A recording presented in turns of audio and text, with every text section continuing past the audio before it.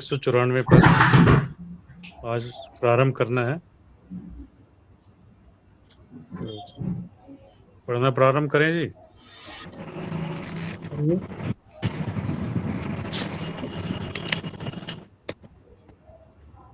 जी व्यास जी, पढ़ना प्रारंभ करें क्या? हाँ जी, करिए। जी करेंगे, रेणु जी करेंगे प्रारंभ क्या? जी। चरम लक्ष्य का विचार करते हुए भगवान ने उस ज्ञेय तत्व को बताना आरंभ किया जिसका प्रत्यक्ष अनुभव कर लेने के बाद और कुछ पाना या जानना बाकी नहीं रह जाता।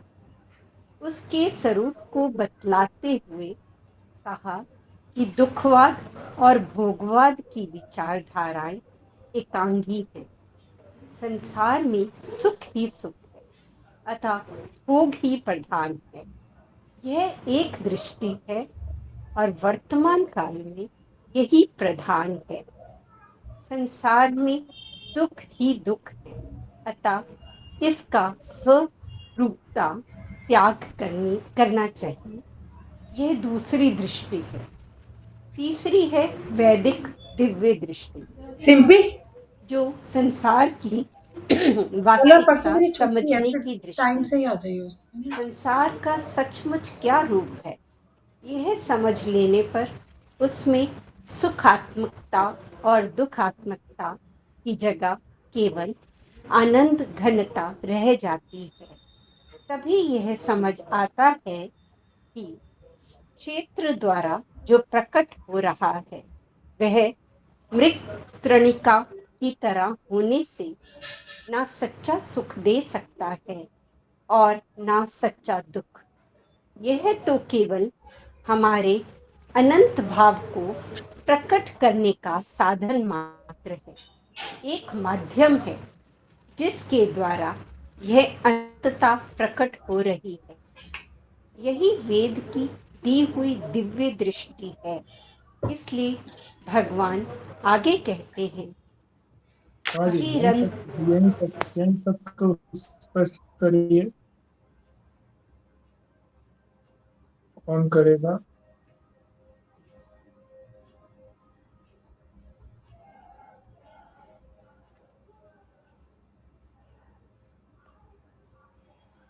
इसमें ना पिछले 3 प्रवचन में भी शुरू किया था जी, भोगवाद और दुखवाद की, और एक ये तीसरी दृष्टि थी। 3 दृष्टियों से पहले भी समझाया था। एक तो दुखवाद, संसार में दुख ही दुख है, और दूसरा भोगवाद की थी कि जो भी विषय उपलब्ध हैं, जितना उनका भोग भोग कर ले उतना भोग करते रहें। और तीसरी दृष्टि में ये था, जो वैदिक दृष्टि थी, कि संसार को समझ लें। समझ में आ जाने के बाद जो कुछ प्रकट हो रहा है वो सब ईश्वर के अतिरिक्त कुछ नहीं है। तो ये उसी का आगे विस्तार से जो ज्ञेय तत्व है उसको और समझाने के लिए इस प्रवचन में शुरू किया है। हाँ जी, स्वस्तिका जी बोल रही थी। हाँ, ये तो जो भाई ने बोला वो तो ठीक है। बस इसमें ये बात भी बहुत अच्छी लगी कि हमें ये समझना है कि जब सुख और दुख के परे चले जाते हैं तो आनंद घनता रह जाती है। मतलब सिर्फ वहाँ पे इतना घना घना आनंद है कि उसके अलावा और कुछ है ही नहीं, कुछ और बचता ही नहीं। और ये भी बताया कि जो भी हमें संसार में, जो क्षेत्र में, मतलब संसार में जो प्रकट हो रही हैं चीज़ें, वो हमें ऐसे लगता है कि वो सुख दे रही हैं या कभी दुख दे रही हैं, पर वो एक तरह से मृग तृष्णा की तरह से हैं कि हम जितना उनकी तरफ भागते हैं वो और उतनी दूर चली जाती हैं। और ये जो संसार है, ये जो क्षेत्र है, जहाँ जो हमारा कार्य क्षेत्र है, ये सिर्फ हमें ये बताने के लिए है कि यहाँ पे ईश्वर जो विभिन्न रूपों में प्रकट है, मतलब कि मैं विभिन्न रूपों में प्रकट हूँ, तो वो हमारे अनंत भाव को ही प्रकट करता है कि हम कितने अनंत हैं, कितना व्यापक हैं और कितने सारे रूपों में विद्यमान हैं। गीत का बताइए का क्या अर्थ है? क्या पूछा है? गेय। ज्ञेय का मतलब वो तत्व जो जानने योग्य है, ब्रह्म के बारे में ही कहा गया है। हम्म, और एक शब्द इसके अंदर हो रहा है जी, जो सच्चा सुख दे सकता है ना सच्चा दुख, क्योंकि मृग तृणिका की तरह है ना, वहां जल भी नहीं है, क्योंकि जल मिल जाता तो सच्चा सुख मिल जाता, और ना सच्चा दुख दे सकता है क्योंकि वहां है ही नहीं कुछ भी, तो दुख भी नहीं दे सकता, तो वहां दुख नहीं है। ठीक।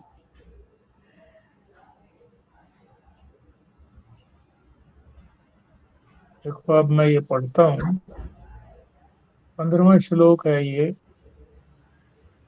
गीता के 13वें अध्याय का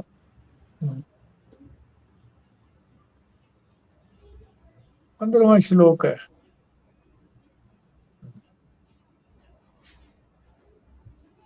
तो इसमें परमात्मा सर्वत्र व्यापक है, इस बात को समझाया गया। कोई स्थान ऐसा नहीं है जहां ये ज्ञेय तत्व परमात्मा न हो।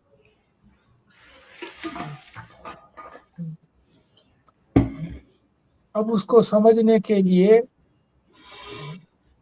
दृष्टांत दिया है अपने शरीर को, शरीर का दृष्टांत दिया है। एक हमारा अपना शरीर, हम किसको समझते हैं?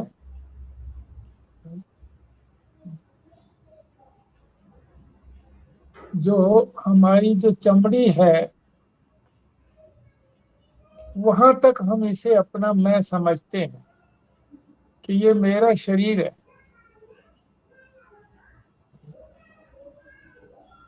ये हो गया अंदर, और इसके बाहर उस चमड़ी से लेकर के सर्वत्र बाहर, उसको कहते हैं बाहर है। परमात्मा इस चमड़ी के अंदर अंदर है, वो भी है, और चमड़ी से बाहर सर्वत्र परमात्मा ही व्यापक है। व्यापकता को बता रहे हैं यहाँ।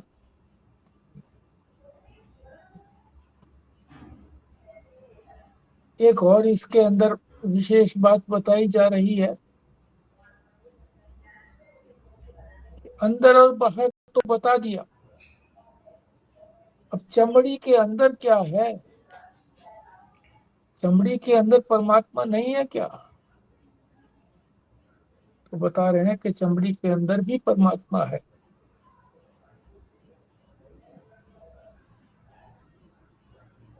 फिर आगे बताएंगे कि ये जब सर्वत्र व्यापक है,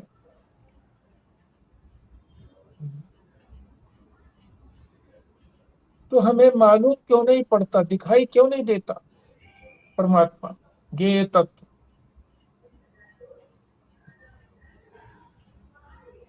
वो कह रहे हैं वो अति सूक्ष्म है। सूक्ष्म चीज को समझने के लिए हमें अपने अंदर संस्कार ग्रहण करने पड़ते हैं।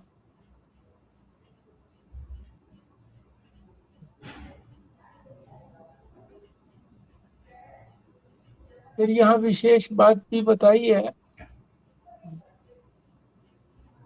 कि हम सीमा कौन सी माने, अपने शरीर की सीमा हम कहाँ पर माने कि ये तो अंदर है और ये बाहर है। हमारी अपनी दृष्टि से तो यही लगता है कि जो हमारी चमड़ी है उससे अंदर जो है वो मैं हूं, और बाहर जो है वो चमड़ी से बाहर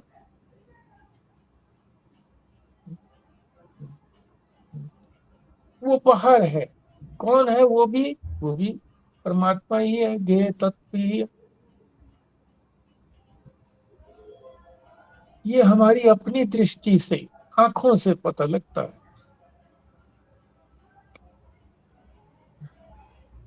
पर अगर एक्सरे लिया जाए तो एक्सरे तो बाहर से जाएगा ना अंदर, तो हमारी बाहर की सीमा कहाँ तक हो जाएगी? जहां तक हमारी हड्डियों का ढांचा है। हड्डियों के ढांचे को पार नहीं कर सकती एक्सरे।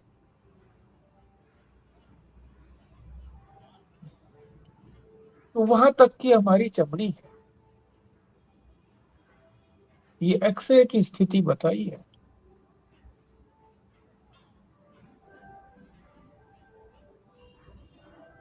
और एक और नए प्रकार का एक्सरे आया है, कैमरा है वो, जिसको किलोक्स कैमरा कहते हैं। किलोक्स।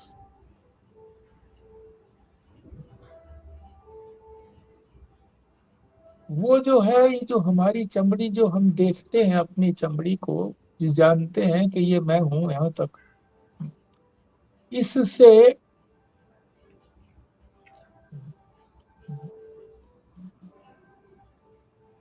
3-4 इंच बाहर तक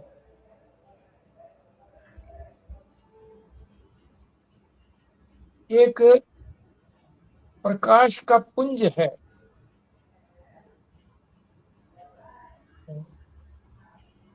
जिसको आभा कहते हैं। महात्माओं के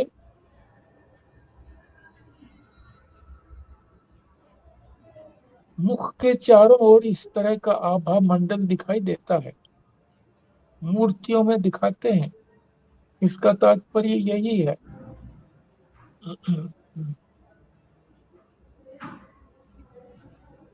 फिर चमड़े का हिस्सा जो है वो अलग हो गया। यानी इस चमड़ी से जो हमें आंखों से दिखती है, इससे 4 इंच, 3-4 इंच बाहर तक का हो गया सीमा।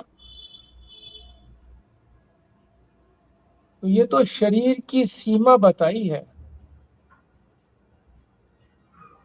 तो परमात्मा इस शरीर की सीमा के अंदर भी है और इस सीमा के बाहर भी है। तो क्या मतलब हो गया कि ये अंदर बाहर तो है, पर चमड़ी में नहीं है क्या? तो कह रहे हैं चमड़ी में भी है। कोई स्थान ऐसा नहीं है जहां पर ये ज्ञेय तत्व न हो। बड़ा अच्छा उदाहरण समझाया है महाराज जी ने। जो महात्मा कमंडल रखते हैं, मोटा होता है वो, मोटे लकड़ी का।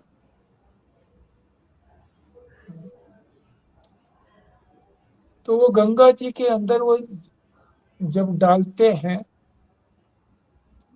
तो गंगा जल बाहर भी है और वो अंदर भी भर जाता है।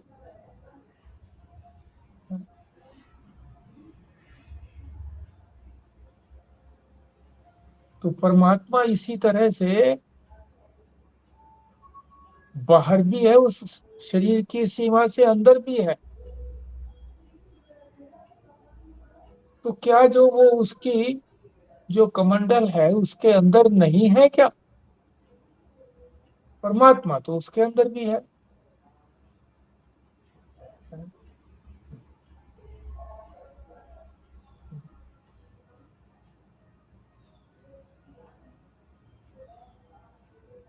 तो इतनी बात हमने समझी है बाहर और भीतर की,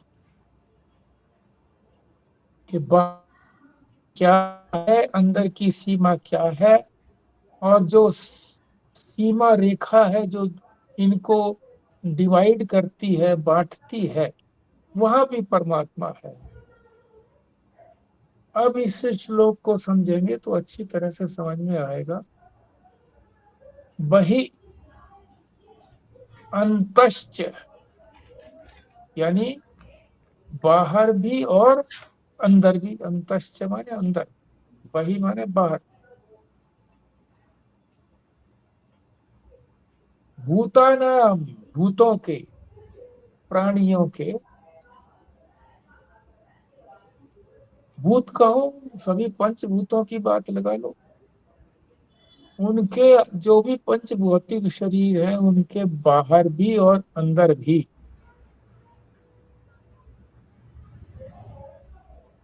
ये ज्ञेय तत्व विद्यमान है।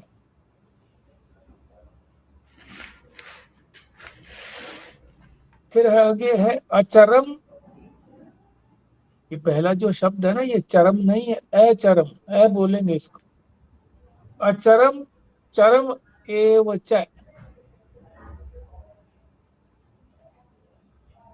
जो चलने वाले प्राणी हैं,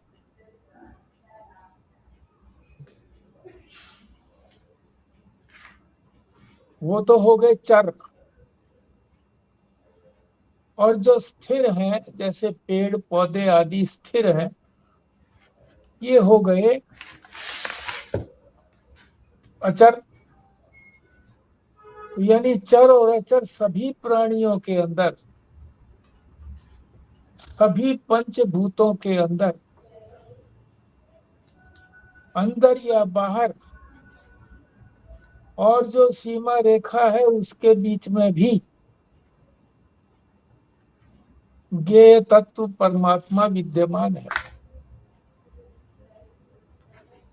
दूसरी पंक्ति,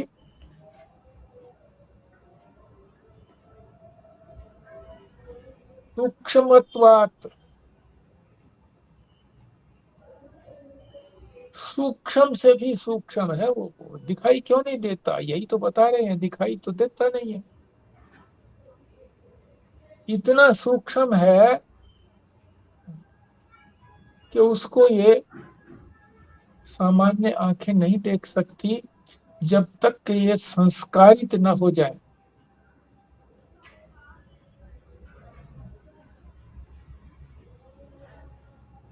और फिर आगे बता रहे हैं तद अविज्ञेयम, तद माने वही, जो सूक्ष्म तत्व है वो अविज्ञेय है, जाना नहीं जाता, उस सूक्ष्म तत्व को नहीं जान पाते। पर वो कैसा है, दूरस्थम, दूर से भी दूर है, यानी अत्यंत दूर है। पर अभी तो कहा था कि वो सर्वत्र है, तो दूर कैसे हो गया, हमारे निकट नहीं है क्या? तो कह रहे हैं जो अज्ञानी है उनके लिए तो दूर से दूर है, जब उनको पता ही नहीं लगता, ज्ञान ही नहीं होता परमात्मा का, ज्ञेय तत्व का, तो दूर ही दूर है। फिर वो यही सोचते हैं आसमान में होगा, दूसरे लोक में होगा, दूर है। और फिर आगे ये भी कह दिया कि चाहे अंतिके, अंतिके कहते हैं पास, पास से भी पास है। अब पास से पास है, दूर से दूर बता दिया, ज्ञानियों के लिए तो दूर से दूर है, जब दिख ही नहीं रहा, पता ही नहीं लग रहा उनको, तो दूर से दूर हो गया। और जो ज्ञेय तत्व को जानते हैं वो तो निकटतम है, निकट से निकट है, क्योंकि वो हमारा स्वरूप है। हमारा स्वरूप तो हमारे से अत्यंत निकट।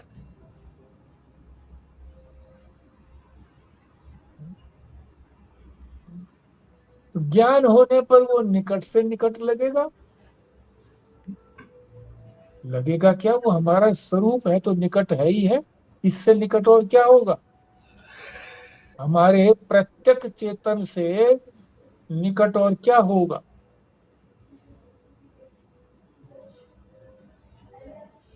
और जब ज्ञान नहीं है तो क्या होगा, पराक है, दूर से दूर है, दूरस्थम। तो इस श्लोक में परमात्मा की व्यापकता को बताया है।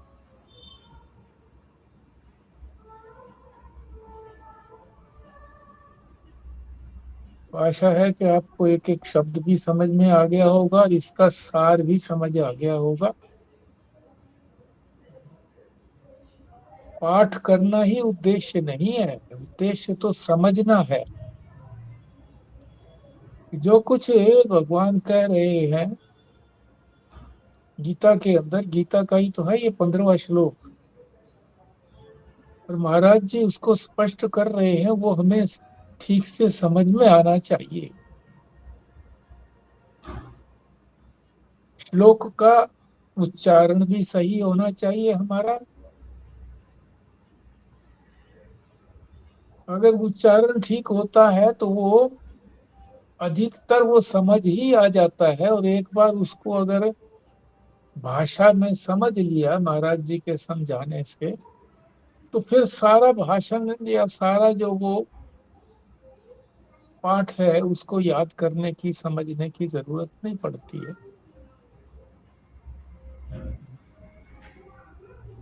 अब आप जैसा चाहें, अब इसका एक बार तो पाठ करें, सभी पाठ करें। ये जो 15वां श्लोक है, मैं एक बार फिर बोल देता हूँ, उच्चारण करता हूँ ताकि ध्यान से आप सुने। बही र है ना आगे, जो र बोल भी सकते हो, नहीं तो आगे दो बिंदी आएंगी इसके, बही अंतश्च भूतानाम अचरम चरम एव च सूक्ष्मत्वात् तद अविज्ञेयम दूरस्थम च अंतिके च तत्। हाँ जी, सभी उच्चारण करें इसका एक बारी बारी से। हाँ जी। जी मैं पढ़ता हूँ जी। हाँ जी। बहिरन्तश्च भूतानाम् अचरं चरम् एव च सूक्ष्मत्वात् तद्विज्ञेयं दूरस्थं च अन्तिके च तत्। दूसरी पंक्ति फिर पढ़िए आप। सूक्ष्मत्वात् तद्विज्ञेयं दूरस्थं। नहीं, ये अविज्ञेय, सूक्ष्मत्वात् तद् अविज्ञेयं दूरस्थं चान्तिके च तत्। हाँ जी, और बोले। हाँ, मैं पढ़ती हूँ। बहि अंत च भूतानाम अचरम चरमम एव च सूक्ष्मत्वात् अविज्ञेयं दूरस्थं च अन्तिके च तत्। हाँ जी, और बोले। बहि अन्तश्च भूतानाम् अचरं चरम् एव च सूक्ष्मत्वात् तद् अविज्ञेयं दूरस्थं च अन्तिके च तत्। बहुत अच्छे, और आगे बढ़े। बहिरन्तश्च भूतानाम् अचरं चर एव च सूक्ष्मत्वात् तद् अविज्ञेयं दूरस्थं च अन्तिके च तत्। बहुत अच्छे। हाँ जी, खुराना जी। बहिरन्तस्य भूतानाम् अचरं चरमेव च सूक्ष्मत्वात् तद् विज्ञेयं तद् अविज्ञेयं तद् अविज्ञेय अविज्ञेयं दूरस्थं चान्तिके च हाँ जी, तत्। च अंतिके, च अन्तिके च तत्। हाँ जी, ठीक है। अब ये आगे जो अगले पृष्ठ पर 195 पृष्ठ पर जो कुछ समझाया है वो आप स्पष्ट करिए, बिना पढ़े की। पढ़ने से इतना समझ में नहीं आएगा, जहां तक मेरा विचार है। तो मैंने आपको सार बता दिया था, जो भी कुछ है इसके अंदर वो आप बोलें बारी बारी से।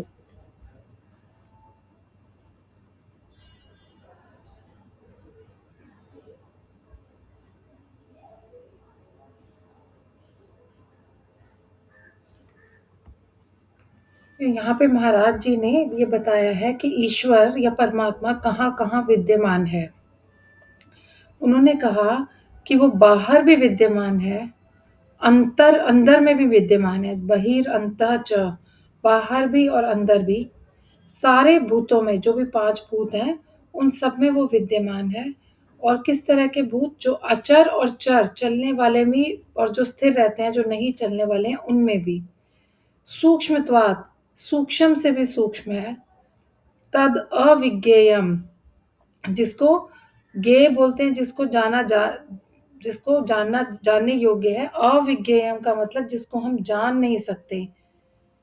और फिर ये भी बताया है कि वो दूर से दूर भी है, और च अंतिके च तत्, और वो पास से पास भी है। तो जो ज्ञानी होगा उसके लिए वो पास से पास है, जो अज्ञानी है उसके लिए वो दूर से दूर है। तो मतलब बताया है कि दूर में भी है, पास में भी है, सूक्ष्म से सूक्ष्म भी है, चर अचर सारे प्राणियों के अंदर है, बाहर भी है, अंदर भी है, और उसको आसानी से जाना भी नहीं जा सकता। कुछ छूट गया है इसके अंदर।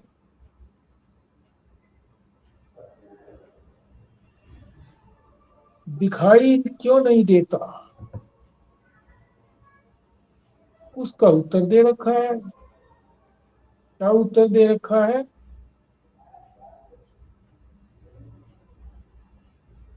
हाँ जी, बताओ स्वस्ति का क्या उत्तर है? ये क्या वो वाली बात है कि सूक्ष्म से भी सूक्ष्म है, इसका जो सेकंड लाइन में हाँ, बोला है? और क्या?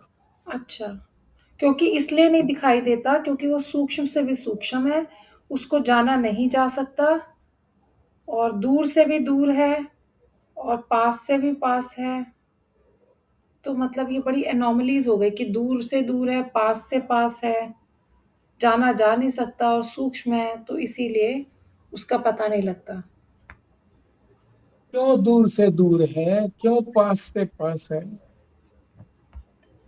पास से पास तो इसलिए कि वो हमारी प्रत्येक आत्मा है, क्योंकि मैं ही हूँ, जो मेरा शुद्ध स्वरूप है, जो मेरा चेतन रूप है, वो ही मैं हूँ। इसलिए उससे पास तो और कुछ है नहीं। और दूर से दूर इसलिए क्योंकि अगर हम अज्ञानी हैं, तो वो दूर ही है क्योंकि हमें पता ही नहीं कि हम कितने आवरण, हमने कितने बंधनों में अपने आप को बाँधा हुआ है। तो जो सबसे पास है वो हमें दिखाई ही नहीं देता। तो इसलिए वो हमारे लिए दूर दूर से दूर हो गया। इसीलिए वो जाना भी नहीं जा सकता। अज्ञानी के लिए दूर हो गया जी, क्योंकि अभी जाना नहीं है। और पास इसलिए हो गया कि अज्ञानी के लिए पास हो गया, जिसने जान लिया उसके जो है अत्यंत निकट है। अत्यंत निकट क्यों है? क्योंकि जान लिया ना जी उसको। तत्व को जानने के बाद तो वही हो जाता है। निकट से निकट का मतलब वही हो गया वैसे भी। नहीं, क्योंकि वो हमारा स्वरूप है। हाँ, प्रत्येक आत्मा है हमारी।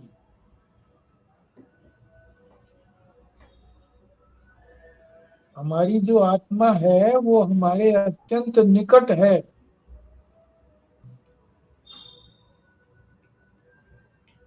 इसलिए वो निकट से निकट है।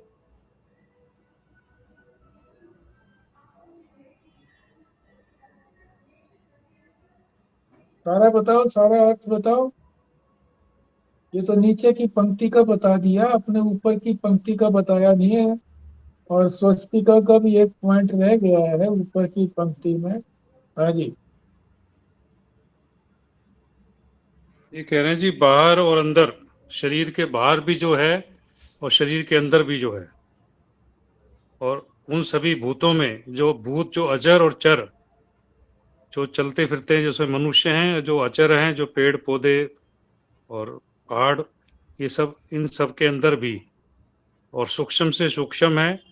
तद विज्ञेयम, जब तक उसको जाना नहीं गया तब तक दूर हैगा, और जानने के बाद वो निकट से निकट है।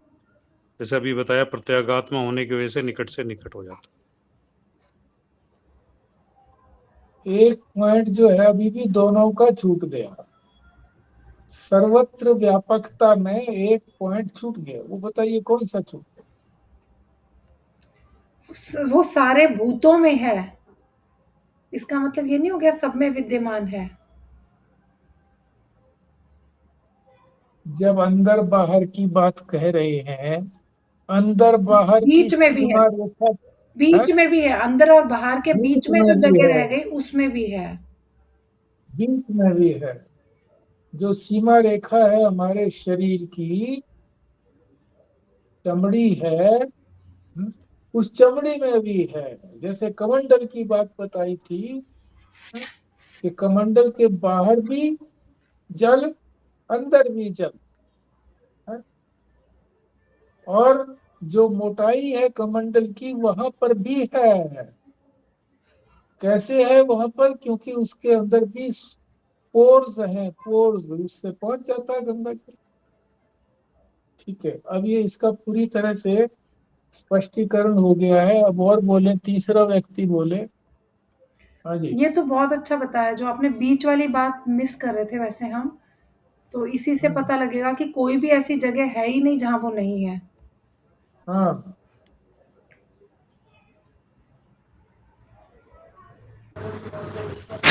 सभी पंचभूतों के अंदर भी बाहर भी, चर अचर सभी पंचभूतों के अंदर बाहर, रेखा के बीच में भी परमात्मा विद्यमान है। सूक्ष्म से सूक्ष्म है, और उसको समझने के लिए अंदर संस्कार ग्रहण करने पड़ते हैं हमें। और सूक्ष्म दूर से दूर उनके लिए है जो अज्ञानी है, और पास उनके लिए है जो अ, इसको जान लेते हैं, जैसे अपने स्वरूप को जान। ठीक है। ये रेखा की क्या बात बताई आपने? कौन सी रेखा? शरीर के, जो हम शरीर को अंदर समझते हैं, हम उसको तो हम मैं समझते हैं, और बाहर जो शरीर है, जो बाहर सर्वत्र परमात्मा व्यापक समझते हैं, और दोनों के बीच में जो है उसमें भी परमात्मा व्यापक। बिल्कुल ठीक था, बिल्कुल ठीक था। और बोलिए आगे। और कोई बोले।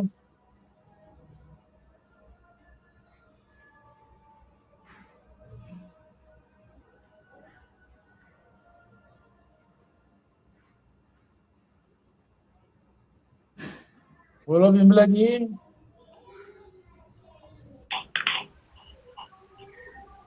शरीर के बाहर भी हैं, अंदर भी सारे भूतों में विराजमान हैं, चर अचर सारे में हैं, और ज्ञानियों के लिए पास में है क्योंकि उसको ज्ञान हो चुका है, और अज्ञानियों के लिए दूर है जिसने जाना नहीं, और सूक्ष्म से सूक्ष्म है, और वह बीच में भी है।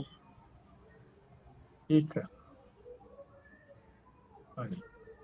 खुराना जी। वह बाहर भी है और अंदर भी है, और चर और अचर दोनों के अंदर है, और बीच में भी है, और सूक्ष्म है, वो सूक्ष्मतम है, और ज्ञान दूर भी है और पास भी है। पास उनके अंदर है जो ज्ञानी हैं, जो तत्व को जान चुके हैं, और दूर उनके लिए हैं जो अज्ञानी हैं, और बीच में भी हैं।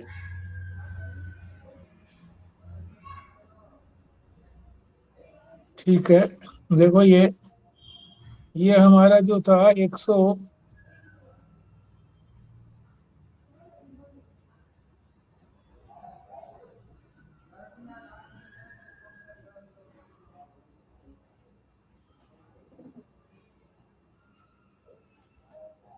195 वाला भी हो गया है पृष्ठ। 196 पृष्ठ में भी यही बात बताई गई है, और 197 पृष्ठ में भी यही बात बताई गई है। अब आप इसके पाठ करने का कुछ लाभ समझते हो तो पाठ करो। बात तो जो कही गई है इन 3 पृष्ठों के अंदर, वो सारी की सारी बात आपने समझ ली है, और उसको बता भी दिया। हाँ जी। ये जो एक्से बाहर वाला कहा गया जी, हाँ ये जी। जो आभा का चित्र लेता है, हाँ ये बाहर की क्या आभा की चित्र ले लेता है जी, उसमें बीमारी बता देता है। हाँ, बाहर का जो आभा है, किरणें हैं जो बाहर है, बाहर जो चमकने वाला जो घेरा है शरीर के, पहले वहां पर आक्रमण होता है बीमारी का, उसके बाद अंदर पहुंचता है। बीमारी अंदर बाद में पहुंचती है। ये नए तरीके का कैमरा है। अब ये इतनी बातें बताने करके कि एक तो एक्सरे हो गया, एक जो है ये नए तरीके का कैमरा हो गया जिसको किलोक्स कैमरा कहते हैं, और एक हमारी आंख जो देखती है। हमारी आंख तो हड्डियों तक तो देख नहीं पाती ना, बाहर की चमड़ी तक ही देख पाती है। और जो एक्सरे है वो बाहर की चमड़ी को पार करके, मांस को पार करके अंदर हड्डी तक पहुंच जाता है। ये सीमा हो गई। और तीसरी बात जो इन्होंने बताई कि वो बाहर जो है हमारी चमड़ी, जिसको हम बाहर चमड़ी बोलते हैं, इसके बाहर भी 3-4 इंच का जो घेरा है, वो इस स्पेशल कैमरे से उसका भी पता लगता है। तो वो सीमा रेखा हो गई। कौन सी सीमा रेखा हो गई? तो ये निर्णय करना कठिन होता है कि कौन सी सीमा रेखा है शरीर की। हमारी आंखों से दिखने वाली सीमा रेखा है शरीर की, या एक्सरे में दिखने वाली जो हड्डी तक पहुंचती है फोटो, वो सीमा रेखा है हमारे शरीर की, या जो है वो बाहर 3-4 इंच तक की जो है वो सीमा रेखा है। तो ये निर्णय कठिन है, नहीं हो सकता। मगर तात्पर्य ये है कि वो हमारी जो शरीर की सीमा रेखा कोई भी हो, उसके बाहर भी परमात्मा है, उसके अंदर भी परमात्मा है। और जो सीमा रेखा है, कोई भी सीमा रेखा है, वहां भी परमात्मा है, वहां भी ज्ञेय तत्व है। ये तात्पर्य है।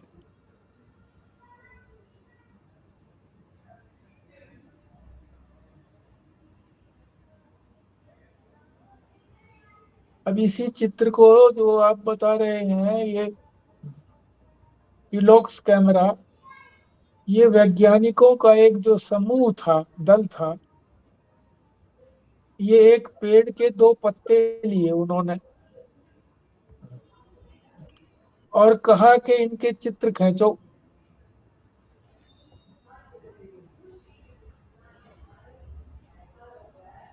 जो चित्र खींचा कौन से कैमरे से खींचा? उसी कैमरे से, किलोक्स कैमरे से।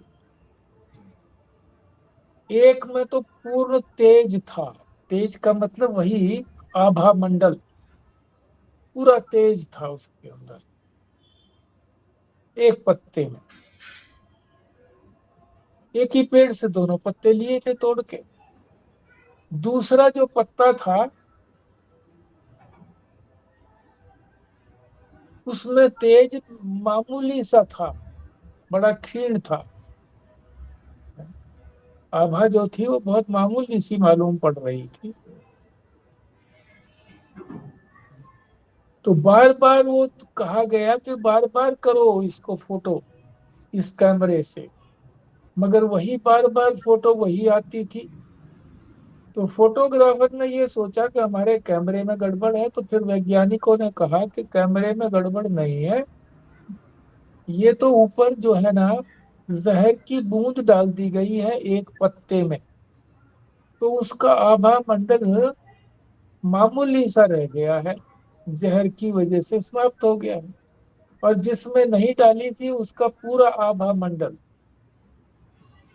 पूरी किरण उसके अंदर यूं की यूं विराजमान है। तेज कहो उसको, आभा मंडल कहो, है, वो विद्यमान है। तो ये बात सारी सीमा रेखा शरीर की सीमा रेखा को बताने के लिए कही गई है, क्योंकि इस सीमा रेखा के अंदर भी परमात्मा ज्ञेय तत्व है। इस सीमा रेखा के जो शरीर की जो सीमा रेखा है, इसके बाहर भी परमात्मा ज्ञेय तत्व है। और इस शरीर की जो सीमा है, चाहे वो हमारी आंखों से जो चमड़ी दिखती है वो सीमा मानो, चाहे वो हड्डियों तक की सीमा मानो शरीर की, और चाहे वो इस चमड़ी से बाहर जो 3-4 इंच की है सीमा, उसको शरीर की सीमा मानो, मगर वो उस सीमा के अंदर भी है, उस के अंदर भी है। ये सारी बात बताई गई है। और फिर ये बताई दिया कि भी सूक्ष्म है, क्योंकि वो दिखता क्यों नहीं जब वो सर्वत्र व्यापक है, तो कह दिया कि वो सूक्ष्म से सूक्ष्म है। और सूक्ष्म चीज जो है वो बिना संस्कारों के ठीक से समझ में नहीं आती है, संस्कार करने पड़ते हैं। जैसे ये बताया यहाँ पर म्यूजिक की बात बताई,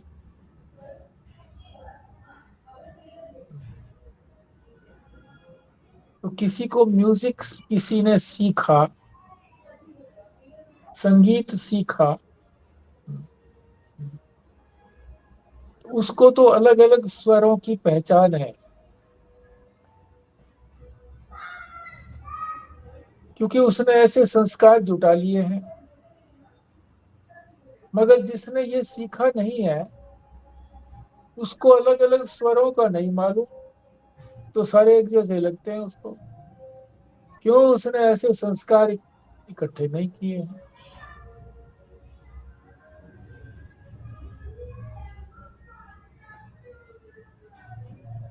तो चाहे स्थूल चीज हो चाहे सूक्ष्म चीज हो, संस्कार संग्रहण करने पड़ेंगे। स्थूल चीज में भी हम देखते कुछ हैं, है कुछ वो चीज स्थूल चीज में भी। जैसे दुर्योधन जो था, वो पांडवों के महल में गया, तो उसने अपनी धोती ऊपर उठाई चलते समय, अंदर पहुंचने पर। हाँ? द्रौपदी ने कुछ कमेंट किया उसके ऊपर, अंधों के अंधे ही लड़के होते हैं। थी तो स्थूल चीज, मगर वो स्थूल चीज भी जो थी ना, वो भी जब तक संस्कार नहीं जुटाए जाते, कि जो चमकीला जो पत्थर चिकना होता है उसमें फोटो वो पानी जैसा लगता है, इसी तरह से जो बालू रेत है उसके ऊपर सूर्य की किरणें जब पड़ती हैं तो ये लगता है कि जल है।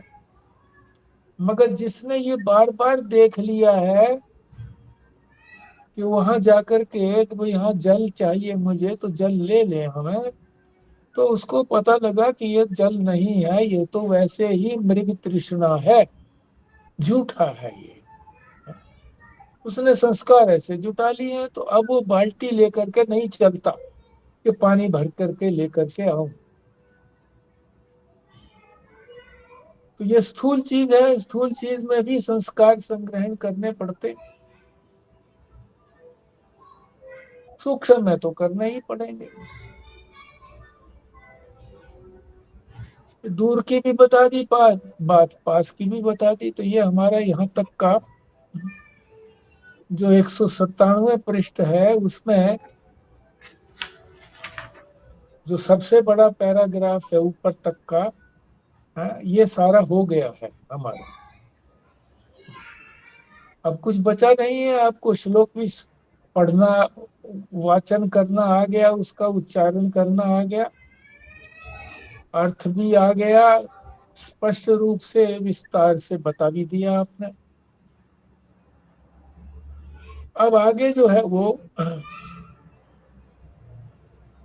महाराज जी की देखो कितनी सूक्ष्म बुद्धि है, कि उन्होंने ये सतयुग की बात को बताया है, सतयुग।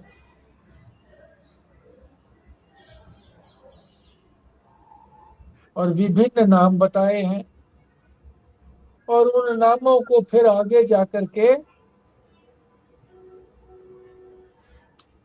घटाया भी है, साधना में घटाया है कि कैसे साधना करी जाए, क्या क्या साधना करनी चाहिए, ये बताया है इसमें।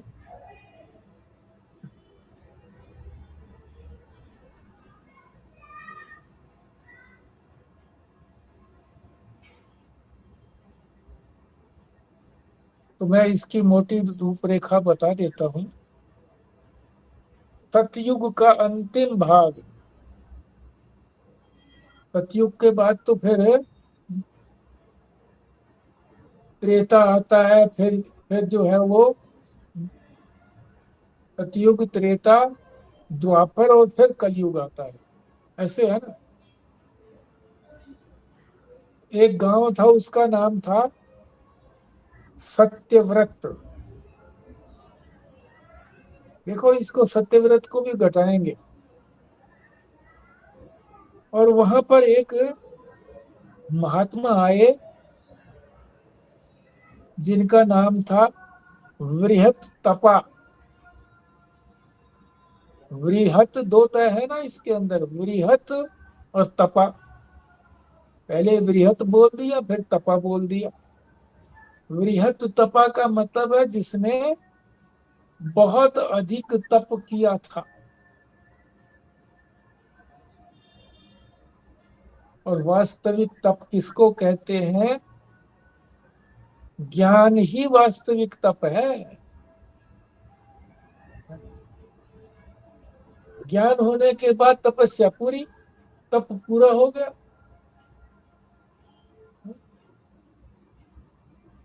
तो वो महात्मा आए,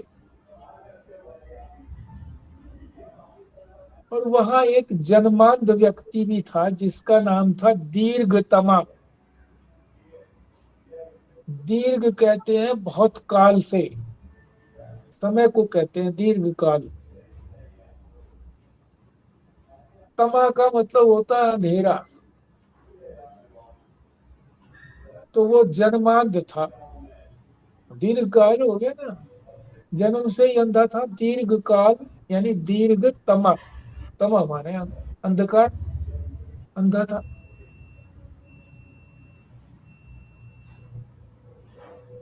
और महाराज जी ने ये भी बताया कि वो जो गांव था सत्यव्रत, गंगा जी से कुल 2 कोस दूर था।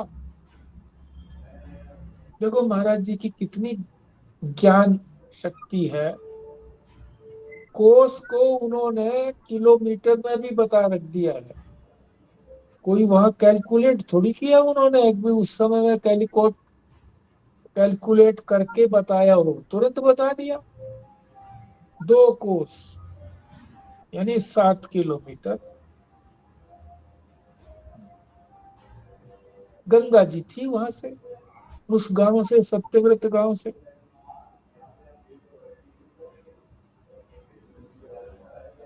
और वहां पर एक ब्राह्मण था जिसका नाम था पुण्यधामा। देखो, एक एक शब्द के अर्थ हैं, ऐसे ही नहीं बोल दिए गए। पुण्यधामा, धाम कहते हैं घर, पुण्यों का घर था वो। यानी इतने पुण्य संग्रह किए हैं उसने। कैसे संग्रह किए उसने? कि उसने महात्मा जो आए थे वृहत तपा, ब्रह्मनिष्ठ थे, उनकी कथा को सुनने का सारा प्रबंध उन्होंने किया। कि जो भी आए, भोजन की व्यवस्था, रहने की व्यवस्था, और सुनो वृहत तपा महात्मा को। इसलिए वो पुण्य के घर थे। कौन था पुण्य का घर? वो ब्राह्मण जिसने ये सारी व्यवस्था की थी।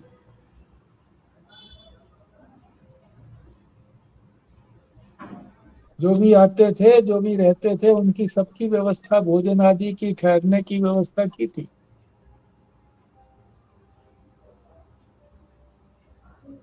इतने व्यस्त थे वो उस व्यवस्था के अंदर कि उनको ये याद ही नहीं आया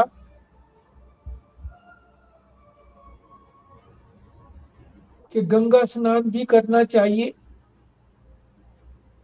गंगा कोई दूर तो थी नहीं, 2 कोस थी, और वो गए भी नहीं। कब तक नहीं गए? 100 वर्ष तक। क्योंकि उस समय में, सतयुग में, 100 वर्ष की आयु मानी जाती थी व्यक्ति की।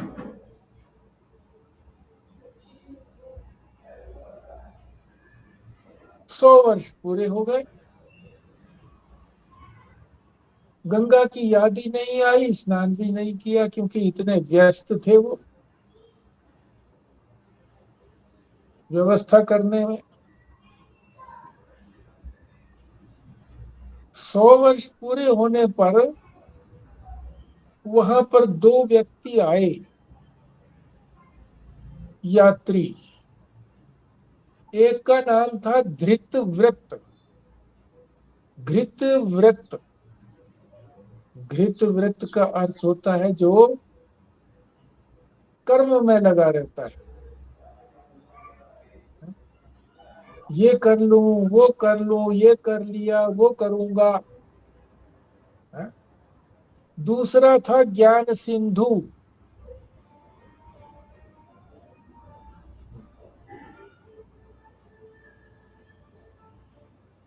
यानी उसको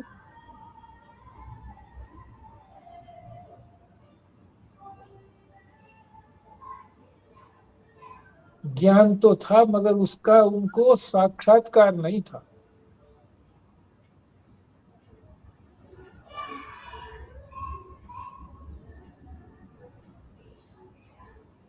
वो यात्री थे, वहां आए,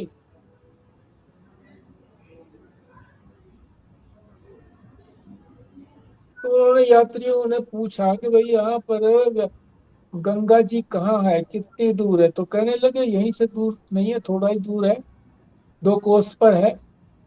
चले गए दोनों वहां स्नान करने के लिए।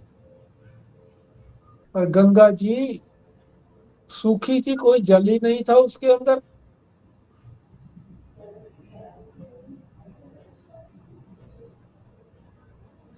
अब वो गंगा सागर तक चले गए। गंगा सागर में जाकर के समाप्त हो जाती है ना गंगा जी, वहां तक चले गए, सूखी थी गंगा सागर तक।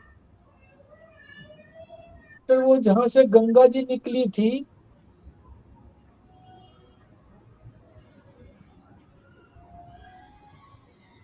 गंगोत्री, वहां तक गए, वहां भी सूखी मिली। अब उन्होंने सोचा कि भाई हमारा ही कोई दोष है, क्योंकि अभी कलयुग तो आया नहीं है, अभी तो सतयुग है। ऐसी व्यवस्था तो कलयुग के मध्य में होगी। जब कलयुग बीच में होगा तब गंगा जी सूख जाएंगी, और अब सूखने वाली है, क्योंकि वहां पर बांध बांध दिए, अब धार उसकी पतली हो गई है।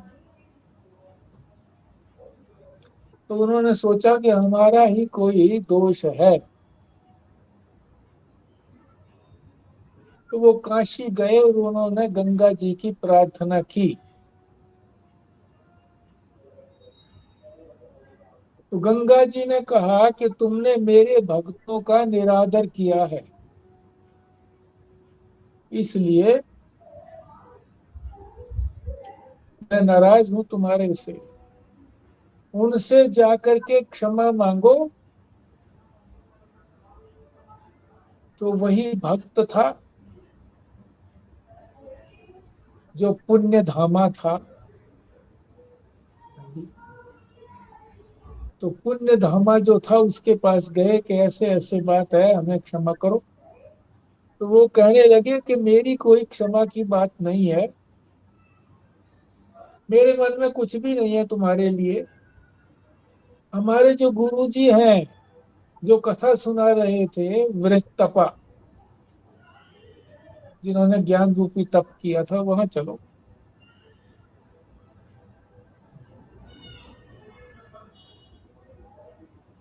तो वृत्तपा कहने लगे कि मैंने तो 100 वर्ष का ये कथा कहने का संकल्प किया था। ये जब 100 वर्ष पूरे हो जाएंगे, तब तक तुम यहाँ रहो,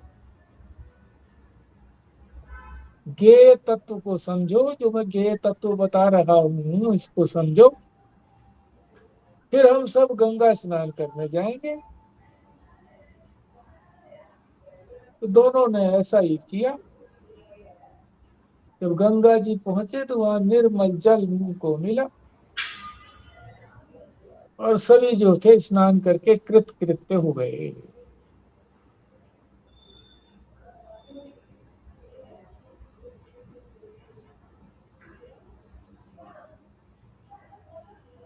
तो ये कथा बताई है।